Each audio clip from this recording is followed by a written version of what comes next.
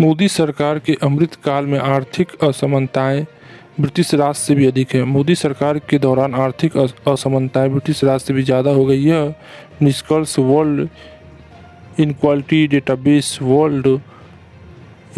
Database के भारत से संबंधित आर्थिक असमानताओं पर लिखे गए पेपर से निकला। इस रिपोर्ट के मुताबिक 2014 से लेकर 2022 के बीच मोदी सरकार के दौर में भारत की आर्थिक असमानताएं बहुत ज़्यादा बढ़ी है। सबसे ज़्यादा फायदा भारत के शीर्ष 1% अमीरों को हुआ है। वर्ल्ड इनक्वालिटी डेटाबेस ने भारत में मौजूदा आर्थिक असमानताओं पर जारी पेपर का शीर्ष है, भारत में आर्थिक असमानताएं अरबपति राज्य और ब्रिटिश राज से भी अधिक असमानताएं हैं।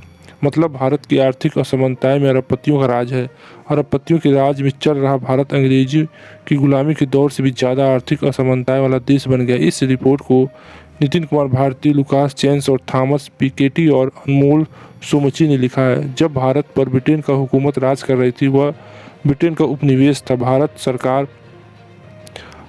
लोगों को नहीं चुनते थे, बल्कि ब्रिटेन की हुकूमत चुनती थी। तब 1922 में भारत के शीर्ष 1% अमीरों की कुल आय की हिस्सेदारी 13% थी, जो 1914 में और 1940 में बढ़कर 20% हो गई। इसके बाद जब भारत आज़ाद हुआ, तब से लेकर 1980 की शुरुआत तक भारत में आर्थिक असमानताएं की खाई, यानी अमीरों और गरीबों के बीच की खाई कम होती रही। आज़ादी के बाद भारत की आर्थिक असमानताएं कम होने के पीछे दावा किया गया समाजवादी नीतियों को अपनाने, और इसके बाद साल 1982 के बाद जैसे ही सरकारों ने देश की अर्थव्यवस्था को अमीरों के जरिए आगे बढ़ाने की नीति बनाई, वैसे ही आर्थिक असमानताएं बढ़ने लगी। साल 2000 में के बाद आर्थिक असमानता की खाई जमीन और आसमान के अंतर की गति में बढ़ने लगी। साल 2022 और 23 आते आते भारत में अमीरों और गरीबों की खाई इतनी ज़्यादा बढ़ गई कि शीर्ष 1% अमीरों के पास भारत की कुल आय का 22% हिस्सा और कुल संपत्ति का 40% हिस्सा है। वर्तमान समय जैसे मोदी सरकार का अमृत काल बताती है, दावे करती कि वह भारत को दुनिया की शीर्ष 3 अर्थव्यवस्था में शामिल कराएगी। उस दौर में देश में अमीरों और गरीबों के बीच बढ़ती खाई गुलाम भारत से भी ज़्यादा बड़ी हो गई है।